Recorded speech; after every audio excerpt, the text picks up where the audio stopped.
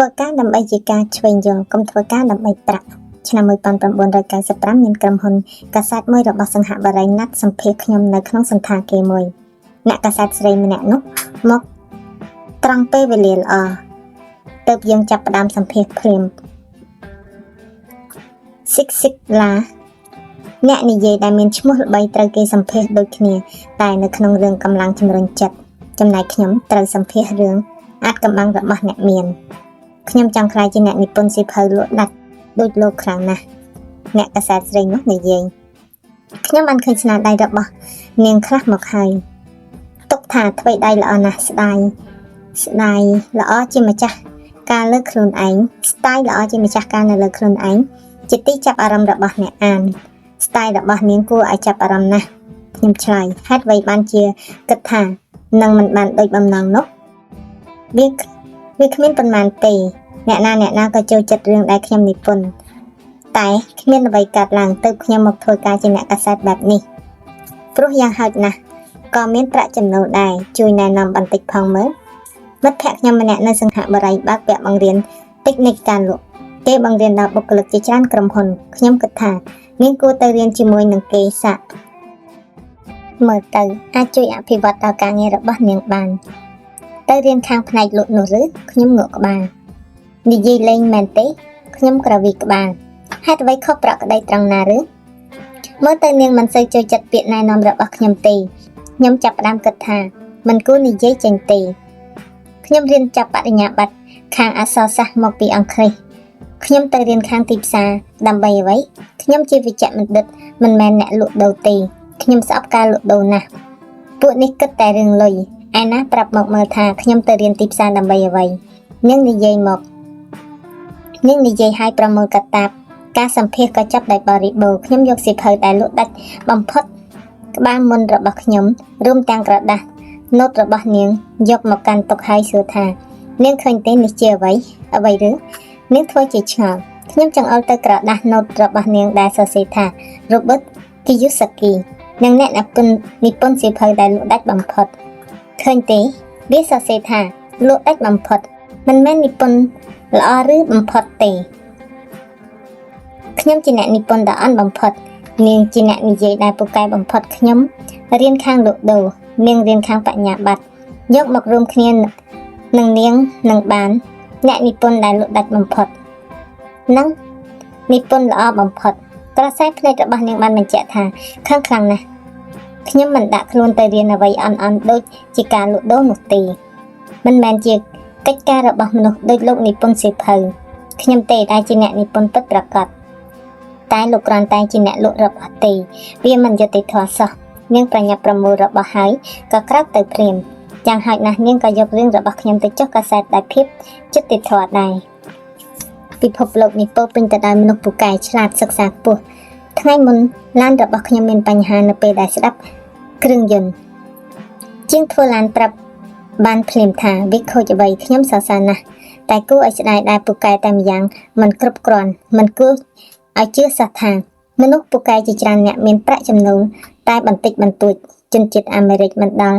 5% ទេដែលមានប្រាក់ចំណូលច្រើនជាង$100,000ក្នុងមួយឆ្នាំខ្ញុំធ្លាប់ជួបមនុស្សដែលពូកែណាស់មានប្រាក់ចំណូលតិចជាង$200,000ក្នុងមួយឆ្នាំហើយមានមនុស្សប្រាប់ខ្ញុំថាគ្រូពេទ្យថ្មីគ្រូពេទ្យឆ្អឹងសុទ្ធតែមានបញ្ហាខាងហិរញ្ញវត្ថុខ្ញុំធ្លាប់គិតថាចំណេះវិជ្ជាដែលគេមានជាច្រើនគួរតែធ្វើឲ្យគេមានមាសប្រាក់រាប់មិនអស់តែទីប្រឹក្សាអាជីវកម្មម្នាក់នេះហើយប្រាប់ខ្ញុំថាតែបន្តិចទៀតក៏មានហើយតែមានន័យថាអ្នកខ្លះបើបានរៀនតែបន្តិចទៀតគេក៏មានឱកាសខ្លាយជាអ្នកមានស្រួលខ្លួនដូចដែលខ្ញុំបានស្រាប់ហើយភាពឆ្លៀសវៃខាងគណនេយ្យប្រកបដោយចំណេះដឹងខាងបញ្ជីការវិនិយោគទុនទីផ្សារនិងច្បាប់ប៉ុន្តែរបស់មួយដែលមនុស្សភាគច្រើនដឹងគឺការធ្វើការច្រើនឧទាហរណ៍អ្នកសារព័ត៌មានស្ត្រីម្នាក់នោះ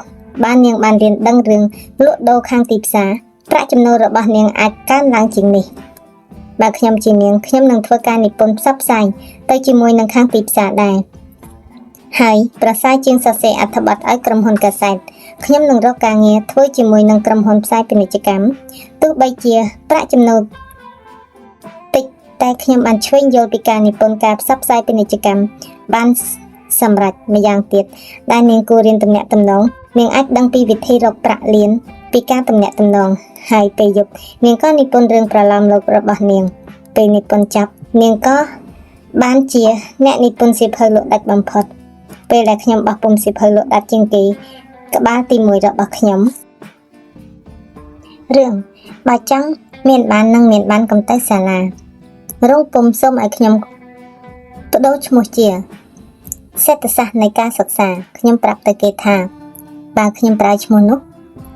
ខ្ញុំលក់សៀវភៅបានតែ2ក្បាលទេមួយក្បាលឲ្យទៅគ្រួសារខ្ញុំមួយក្បាលទៀតឲ្យទៅមិត្តភ័ក្តិជិតស្និទ្ធរបស់ខ្ញុំហើយគេក៏មិនចង់អស់ប្រាក់ទិញដែរឈ្មោះចម្លែកបែបនេះហើយទើបអាចអូសទាញឲ្យគេចាប់អារម្មណ៍ខ្ញុំជឿនៅក្នុងរឿងសិក្សាបើមិនដូច្នោះទេខ្ញុំប្រហែលមិនមកអង្គុយនិយាយរឿងភាពហួសសម័យនៃប្រព័ន្ធការសិក្សាទេតែខ្ញុំត្រូវជ្រើសរើសឈ្មោះដែលធ្វើឲ្យគេចាប់អារម្មណ៍ពីមជ្ឈដ្ឋានផ្សេងអ្នកណាក៏គិតថាខ្ញុំឈួតតែសៀវភៅរបស់ខ្ញុំពិតជាលក់ដាច់ខ្លាំងណាស់ពេលខ្ញុំរៀនចប់ពីសាលានៅឆ្នាំ1996ឪពុកអ្នកមានវិជ្ជាជីវៈរបស់ខ្ញុំគាត់មានសេចក្តីសុខណាស់ក្រុមហ៊ុន Standard Eye នៅកាលីហ្វ័រញ៉ាជួលខ្ញុំឲ្យទៅប្រចាំការនាវាប្រេងខ្ញុំជាកម្មករនាវាម្នាក់ប្រាក់ចំណូលទាបជាងមិត្តភ័ក្តិរួមការងារផ្សេងទៀតតែខ្ញុំក៏ពេញចិត្តរៀនចប់មកធ្វើការលើកដំបូងបានប៉ុណ្ណឹងខ្ញុំថាល្អណាស់ទៅហើយខ្ញុំមានប្រាក់ចំណូល42,000ក្នុងមួយឆ្នាំខ្ញុំធ្វើការតែ7ខែបានសម្រាប់5ខែពេលចង់បានប្រាក់បន្ថែមខ្ញុំអាចទៅធ្វើការនៅសាខាក្រុមហ៊ុនដែលប្រចាំការនៅវៀតណាមប្រសើរជាងសម្រាប់5ខែអនាគតនៅទីនេះគួរតែមានដំណើរការទៅបានល្អតែខ្ញុំសូមឈប់ធ្វើការបាន6ខែហើយទៅរៀនបើកយន្តហោះជាមួយនឹងនាវិកយោធិនឪពុកអ្នកមានវិជ្ជាជីវៈរបស់ខ្ញុំខឹងខ្លាំងណាស់ចំណែកឪពុកអ្នកមានចាប់ដៃជួយត្រេកអរជាមួយភ្លាមជាទូទៅសាលារៀននិងទីកន្លែងធ្វើការផ្សេងតែជឿថាការជាអ្នកជំនាញចំពោះរឿងអ្វីមួយជារឿងល្អជាហេតុផលថាហេតុអ្វីគ្រូពេទ្យម្នាក់ជំនាញទៅត្រូវរកវិជ្ជាជំនាញទៅលើអ្វីមួយដូចជាគ្រូពេទ្យវះកាត់ឆ្អឹងឬគ្រូពេទ្យទារកដូចទៅនឹងអ្នកបញ្ជីស្ថាបនិកមេធាវីអ្នកបើកបរយន្តហោះនិងអ្នកផ្សេងទៀតឪពុកអ្នកមានវិជ្ជាជីវៈមានការជឿជាក់មិនខុសគ្នាទេហើយគាត់ព្រមទទួលថាសាលារៀនឲ្យរង្វាន់អ្នកដែលរៀនបានខ្ពស់កាន់តែតិចហើយចំណែកឪពុកអ្នកមានរបស់ខ្ញុំណែនាំផ្ទុយស្រឡះគាត់ប្រាប់ថាត្រូវដឹងឲ្យបានច្រើនរឿងមិនចាំបាច់ច្បាស់ក៏បានដែរទើបខ្ញុំត្រូវប្រើពេលវេលាជាច្រើនឆ្នាំធ្វើការជាច្រើនផ្នែកនៅក្រុមហ៊ុនរបស់ឪពុកអ្នកមានខ្ញុំនៅផ្នែកបញ្ជីមិនមែនជាអ្នកបញ្ជីពិតប្រាកដទេតែឪពុកចង់ឲ្យខ្ញុំដឹងបានយល់យ៉ាងទូលំទូលាយបានដឹងថាអ្វីសំខាន់អ្វីមិនសំខាន់យ៉ាងណាខ្ញុំធ្លាប់ធ្វើការជាក្មេងរត់តុកម្មករសំណង់បុគ្គលិកលក់ដូរនិងបុគ្គលិកខាងទីផ្សារឪពុកអ្នកមានជាយាមផ្ទេយុទ្ធសាស្ត្រឲ្យខ្ញុំនឹងម៉ាយថ្ងៃនោះទើបគាត់ឲ្យពួកយើងពីរនាក់អង្គុយនៅក្នុងបន្ទប់ពេលដែលគាត់កំពុងប្រជុំជាមួយនឹងប្រធានធនាគារមេធាវីអ្នកបញ្ជីនិងឈ្មោះកណ្ដាលហើយគាត់ចង់ឲ្យពួកយើងបានដឹងគ្រប់យ៉ាងដែលប្រកបដោយអាណាចក្រដ៏ធំធេងរបស់គាត់ពេលដែលខ្ញុំចេញពីក្រុមហ៊ុន Standard Eye ឪពុកអ្នកមានវិជ្ជាជីវៈខឹងខ្លាំងណាស់គាត់មិនយល់ថាខ្ញុំចោលការងារល្អមានផលតបស្នងខ្ពស់បែបនេះបានយ៉ាងម៉េចពួកយើងបាននិយាយគ្នាយូរណាស់ខ្ញុំព្យាយាមអធិប្បាយប្រាប់ពីហេតុផលឲ្យគាត់ស្ដាប់តែមើលទៅដូចជាពួកយើងមិនបានត្រូវគ្នាទេហើយគាត់មិនយល់ពីវិធីគិតរបស់ខ្ញុំព្រោះជាវិធីគិតរបស់ឪពុកអ្នកមានភាពស្ថិតស្ថេរខាងការងារវាសំខាន់ណាស់សម្រាប់ឪពុកម្ដាយមានវិជ្ជាជីវៈតែសម្រាប់ឪពុកអ្នកមានវិជ្ជាជីវៈនិងបទពិសោធន៍សំខាន់បំផុតឪពុកអ្នកមានវិជ្ជាជីវៈយល់ថាខ្ញុំរៀនពីព្រោះចង់ធ្វើការពីតែននាវាឪពុកអ្នកមានដឹងថាខ្ញុំរៀននៅទីនោះព្រោះចង់រៀនខាងជំនាញរវាងប្រទេសក្នុងពេលនៅរៀនខ្ញុំរៀន បើកនាវាផ្ទុកទំនិញរៀនមើលវិធីនាវាចរផ្ទុកទំនិញខ្នាតធំនាវាដឹកប្រេងនាវាទេសចរទៅខាងអាស៊ីឬទៅខាងប៉ាស៊ីហ្វិកខាងត្បូងហើយគាត់ណែនាំឲ្យខ្ញុំទៅខាងប៉ាស៊ីហ្វិកច្រើនជាងទៅអឺរ៉ុបឪពុកអ្នកមានដឹងថាប្រទេសនៅក្នុងតំបន់អាស៊ីកំពុងរីកចម្រើនខាងសេដ្ឋកិច្ចមិនមែនអឺរ៉ុបទេក្នុងពេលដែលម៉ាយនិងមិត្តភ័ក្តិរបស់ខ្ញុំកំពុងសប្បាយហឺហាតាមបែបអ្នកកំឡោះនៅក្នុងរបស់មហាវិទ្យាល័យខ្ញុំក៏សប្បាយរីករាយក្នុងការឈ្វេងយល់ពីវប្បធម៌ការវិនិយោគទុនរបស់ជនជាតិផ្សេងៗដែលមានឱកាសបានដឹងដូចជាវប្បធម៌ជប៉ុនតៃវ៉ាន់ថៃសិង្ហបុរីហុងកុងវៀតណាមកូរ៉េនិងហ្វីលីពីនធ្វើឲ្យខ្ញុំធំជាមនុស្សចាស់ចិត្តចាស់គំនិតយ៉ាងឆាប់រហ័សពុកអ្នកមានវិជ្ជាជីវៈមិនយល់ថាហេតុអ្វីបានជាខ្ញុំចង់ធ្វើទាហាននាវិកយោធិនខ្ញុំចង់ប្រាប់គាត់ថាខ្ញុំចង់បើកយន្តហោះតាមពិតខ្ញុំរៀនព្រោះចង់ធ្វើជាអ្នកដឹកនាំចំណែកឪពុកអ្នកមានប្រាប់ថារឿងដែលពិបាកបំផុតនៅក្នុងការគ្រប់គ្រងក្រុមហ៊ុនគឺជាការគ្រប់គ្រងមនុស្សហើយគាត់ធ្វើទាហាន3ឆ្នាំក្នុងពេលដែលឪពុកអ្នកមានវិជ្ជាជីវៈមានករណីលើកលែងមិនចាំបាច់ទៅធ្វើជាទាហានកតាបកិច្ចឪពុកអ្នកមានបង្រៀនថា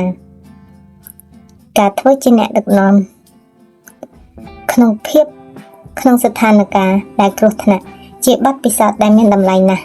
ឯងត្រូវរៀនធ្វើជាអ្នកដឹកនាំព្រោះបើមិនអាចធ្វើជាអ្នកដឹកនាំដែលល្អបានទេ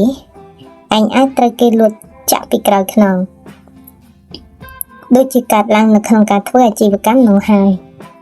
ពេលខ្ញុំត្រឡប់មកពីវៀតណាមឆ្នាំ1973ខ្ញុំបានសុំឈប់ពីទាហានជើងអាកាសទាំងដែលខ្ញុំចូលចិត្តបើកយន្តហោះណាស់ខ្ញុំចូលចិត្តធ្វើការនៅក្នុងក្រុមហ៊ុនស៊ីរ៉ុកមិនមែនព្រោះទីនោះឲ្យផលតបស្នងខ្ពស់ទេតែព្រោះតែខ្ញុំពូកែអៀននឹងខ្លាចធ្វើជាបុគ្គលិកលក់ខ្លាំងណាស់ហើយក្រុមហ៊ុនស៊ីរ៉ុកមានផ្នែកអប់រំអ្នកលក់ដែលល្អបំផុតនៅក្នុងប្រទេសអាមេរិកឪពុកអ្នកមានមោទនភាពចំពោះខ្លួនខ្ញុំតែធ្វើឲ្យឪពុកអ្នកមានវិជ្ជាជីវៈអាម៉ាស់មុខគាត់មានចំណេះវិជ្ជាខ្ពស់ហើយគិតថាបុគ្គលិកអ្នកលក់ជាអ្វីដែលអំណះខ្ញុំធ្វើការជាមួយនឹងស៊ីរ៉ុក4ឆ្នាំរហូតដល់ឈប់ខ្លាចការបដិសេធរាល់ការដែលគោះទ្វារស្នើលក់ផលិតផលមិនត្រឹមតែប៉ុណ្ណោះទេខ្ញុំធ្វើបានល្អជាប់លេខ1ក្នុងកំពូលអ្នកលក់របស់ក្រុមហ៊ុនដល់ពេលនោះខ្ញុំសម្រេចចិត្តលាឈប់ហើយលះបង់ឱកាសរីកចម្រើនក្នុងក្រុមហ៊ុនដ៏ស្ថិតស្ថេរចាអរគុណច្រើនបងប្អូនអត្ថបទនេះក៏សូមស្លេះតែប៉ុណ្្នេះហើយយើងនៅវគ្គបន្តទៀតហើយក៏សូមអរគុណដល់ក្រុមការងារដែលតែងតែជួយបង្ហាត់បង្រៀនហើយនឹងតម្រង់ទិសនាងខ្ញុំឲ្យកាត់វីដេអូដាក់ YouTube Facebook TikTok ហើយពួកយើងក៏មានក្លឹបប្រឹក្សាភាគហ៊ុនគឺបង្រៀនអំពីទីផ្សារភាគហ៊ុននៅក្នុងស្រុកខ្មែរគឺបង្រៀនពីដំបូងរហូតដល់ចេះគឺយើងរៀនតាមក្រុម Telegram រៀនតាមអនឡាញអញ្ចឹងបើទោះជាបងប្អូនរស់នៅខេត្តណាប្រទេសណាអាចតែជាជនជាតិខ្មែរហើយមានចិត្តចង់រៀនបងប្អូនអាចទំនាក់ទំនងសួរព័ត៌មានលម្អិតបានហើយមួយទៀតនៅខ្ញុំក៏មានសេវាកម្មដល់លុយខ្មែរដុល្លារទុករហ័យដែរបើសិនបងប្អូនមានបញ្ហាជួបលុយខ្មែរទុករហ័យបងប្អូនអាចcontact យើងតាមរយៈ Telegram នៅខាងក្រោមចាអរគុណច្រើនជម្រាបលាជួបគ្នាវីដេអូក្រោយទៀតបើសិនជាបងប្អូនចង់រៀនវិនិយោគក្នុងស្រុកជាមួយភាសាមួយបែបកម្ពុជា CSS យើងក៏មានក្រុមឯកជនដែលផ្ដល់សេវាប្រឹក្សាអាចទាក់ទងសួរព័ត៌មានបន្ថែមឬក៏ចុះឈ្មោះតាមរយៈលេខទូរស័ព្ទ Telegram នៅលើវីដេអូនេះស្រាប់បាទសូមអរគុណ